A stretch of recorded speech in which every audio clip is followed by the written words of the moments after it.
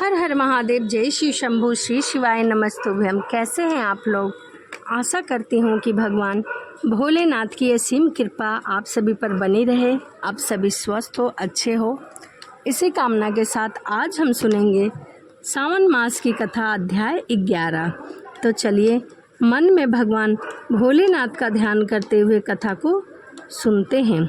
सनंत कुमार बोले, हे देव, श्रावण मास के वारों में सभी व्रतों को मैंने आपसे सुना, किंतु आपके वचन मृत का पान करके मेरी तृप्ति नहीं हो रही है। हे प्रभु, श्रावण के समान अन्य कोई भी मास नहीं है, ऐसा मुझे प्रतीक हो रहा है। अतः आप तिथियों के महात्म को बताइए। ईश्वर सनंत कुमार बोले, मासों में कार्तिक मास श्रेष्ठ है, उससे भी अधिक श्रेष्ठ माघ मास कहा गया है। उस माघ मास से भी श्रेष्ठ बैसाख है, बैसाख से भी श्रेष्ठ मार्गशीर्ष है, जो श्री हरि को अत्यंत प्रिय है। विश्वरूप भगवान से उत्पन्न होने से यह चारों मास मुझे प्रिय है, किंतु 12 मास में श्रवण तो साक्षात शिव का स्वरूप है। हे सनंत कुमार, श्रवण मास की सभी तिथियां व्रत युक्त हैं, फिर भी मैं उनमें प्रधान रूप से कुछ उत्तम तिथियों को बता रहा हूँ। सर्वप्रथम मैं तिथि उस वार से मिश्रित व्रत भी आपको बता रहा हूँ।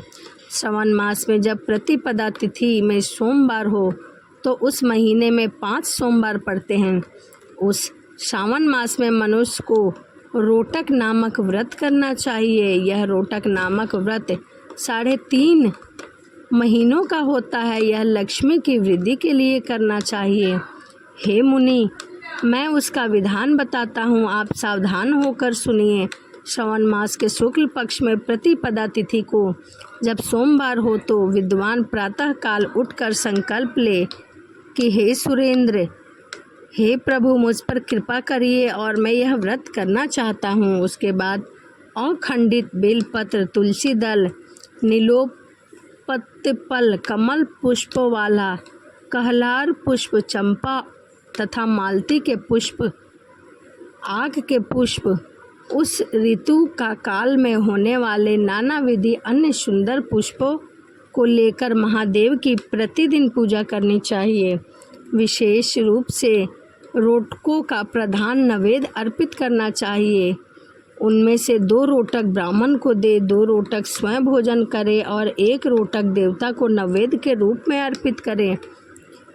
केला, नारियल, नींबू, बीज, पूरक, खजूर, ककड़ी, ऋतु में होने वाले फल हो, वह सब अर्घ्य दान कर सकते हैं। उस अर्घ्य दान का फल सुनिए। 7 समुद्र सहित पृथ्वी का दान करके मनुष्य को जो फल प्राप्त होता है, वही फल उस रोटक व्रत को करने से प्राप्त होता है। रोटक व्रत का उद्यापन किस प्रकार करना चाहिए? कृत्य के लिए सोने तथा चांदी के रोटक बनवाएं। प्रथम दिन अधिवासन करके प्रातःकाल शिव मंत्रों के द्वारा धृत तथा उत्तम बेलपत्रों से हवन करें। हे तात, इस विधि में व्रत के संपन्न किए जाने पर सनंत कुमार, अब मैं द्वितीया का शुभ व्रत वर्णन करता हूँ। श्रद्धापूर्वक करके लक्ष्मीवान तथा पुत्रवान हो जाते हैं। शुभ श्रावण का महीना आने पर द्वितीय तिथि का प्रातःकाल संकल्प करके स्त्री हो या पुरुष, वह सभी संपदाओं का पात्र हो जाता है। इस व्रत में प्रत्यक्ष गूलर के वृक्ष की पूजा की जाती है, किंतु गूलर का वृक्ष न मिले तो दीवार पर ही वृक्ष का आकार बनाकर इन 4 मंत्रों की पूजा करनी चाहिए। हे उद्दीबर, आपको नमस्कार है। हे हेम पुष्पक, आपको नमस्कार है। हे तंतु सहित फल से युक्त तथा रक्त खंड तुल्य फल वाले, आपको नमस्कार है। इसके अधिदेवता शिव तथा शुक्र भी हैं। गूलर के वृक्ष में इसकी पूजा करनी चाहिए। इनमें से 11 फल ब्राह्मण को प्रदान करने चाहिए। उस दिन अन्न का आहार नहीं करना चाहिए। शिव तथा शुक्र की विधिवत पूजा करनी चाहिए। हे वत्स, इस प्रकार किए जाने पर जो फल मिलता है उसे सुनिए। इस प्रकार यह गूलर का वृक्ष बहुत तंतु युक्त फलों वाला होता है।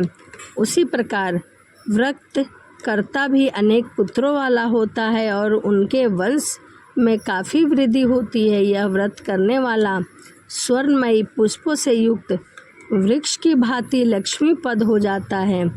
हे सनंद कुमार, आज तक मैंने किसी को भी यह व्रत नहीं बताया था। गोपनीय से भी गोपनीय इस व्रत को मैंने आपके समक्ष कहा है। इसके विषय में संयम नहीं करना चाहिए और भक्ति पूर्वक इस व्रत का आचरण करना चाहिए। इस प्रकार श्री स्कंद पुराण के अंतर्गत ईश्वरीय सनंद कुमार संवाद में श्रावण मास महात्म्य में प्रतिपद रोटक व्रत द्वितीय दुम्बर व्रत कथन नामक 11वां अध्याय पूर्ण हुआ। तो यहीं श्रावण मास की कथा अध्याय 11 यहीं समाप्त होता है। तो चलिए इसी के साथ वीडियो को समाप्त करते हैं और मिलते हैं अगली वीडियो में।